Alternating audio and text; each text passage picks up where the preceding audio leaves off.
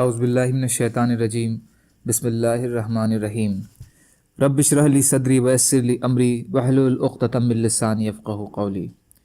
ریاض الصالحین حصہ اول۔ کھلے اور چھپے ہوئے کاموں اور حالات میں نیک نیتی کا ہونا ضروری ہے۔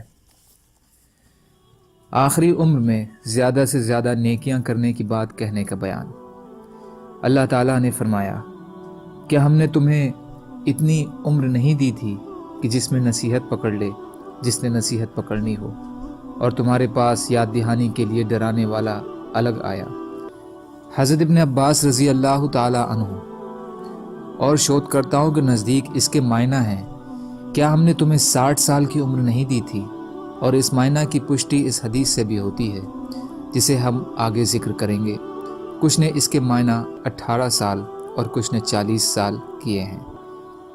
یہ بات حضرت حسن بصری جن کا انتقال 110 ہجری رحمۃ اللہ علیہ کلبی، محمد بن سائب جن کا انتقال 146 ہجری اور امام مصروف جن کا انتقال 63 ہجری میں ہوا تھا کہا ہے، اور یہ قول ابن عباس رضی اللہ تعالی عنہ سے بھی منقول ہے، اور انہوں نے نقل کیا ہے کہ اہل مدینہ میں جب کوئی 40 سال کی عمر کو پہنچ جاتا تو وہ اپنے آپ کو عبادت کے لیے فارغ کر لیتا، اور کچھ کے نزدیک اس سے مراد ویس کی عمر ہے یعنی 15 سال ہے، اور کچھ کے نزدیک جب سپن دوش ہونا شروع ہو جائے۔ اور اللہ تعالیٰ کہتے ہیں، اور تمہارے پاس ڈرانے والا آیا۔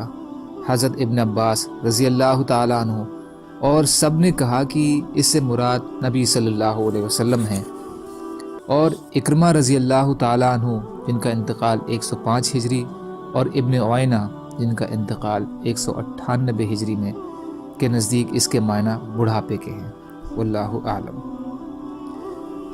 حضرت ابو ہریرہ رضی اللہ تعالی عنہ سے روایت ہے کہ نبی اکرم صلی اللہ علیہ وسلم نے فرمایا، اللہ تعالیٰ نے اس آدمی کے لیے کوئی عذر باقی نہیں چھوڑا جس کی موت کو اس نے اتنا ٹال دیا کہ وہ 60 سال کو پہنچ گیا۔ بخاری۔ علماء نے کہا ہے اس کے معنی ہیں، جب اس کو اتنی مدت تک مہلت دے دی تو اس کے لیے کوئی عذر نہیں چھوڑا۔ فائدہ، اس سے معلوم ہوا کہ اللہ تعالیٰ اتمام حجت کے بنا کسی انسان یا آدمی یا قوم کو سزا نہیں دیتے۔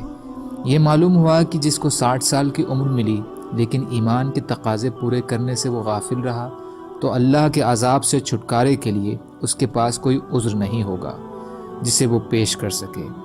تیسرا، 60 سال کی عمر کے بعد انسان کو غفلت سے باز آ جانا چاہیے، کیونکہ اس کے بعد موت کا وقت قریب آ جاتا ہے۔ موت تو اگرچہ جوانی میں بھی آ سکتی ہے، لیکن جوانی میں انسان کو پھر بھی زندگی کی امید ہوتی ہے، لیکن 60 سال کے بعد امید زندگی اور پھر دستور برے کاموں اور اللہ کی نافرمانی کرے تو وہ بڑا ہی خطرناک ہے۔ حضرت ابن عباس رضی اللہ تعالی عنہ سے روایت ہے کہ حضرت عمر رضی اللہ تعالی عنہ مجھے بدر میں شریک ہونے والے بزرگ صحابہ کے ساتھ اپنی مجلس میں شریک فرماتے۔ ان میں سے کچھ نے گویا اس بات پر ناگواری محسوس کی اور کہا کہ یہ ہمارے ساتھ کیوں شریک مجلس ہوتے ہیں جب اس جیسے یعنی اس کے ہم عمر ہمارے بیٹے بھی ہیں جن کو بارگاہ خلافت میں باریابی کا موقع نہیں دیا جاتا۔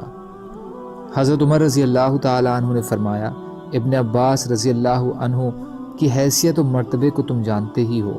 چنانچہ حضرت عمر رضی اللہ تعالی عنہ نے ایک دن مجھے بلایا اور مجھے ان شیوخ بدر کے ساتھ اپنی مجلس میں شریک کیا اور میری حیثیت دکھلانا تھا۔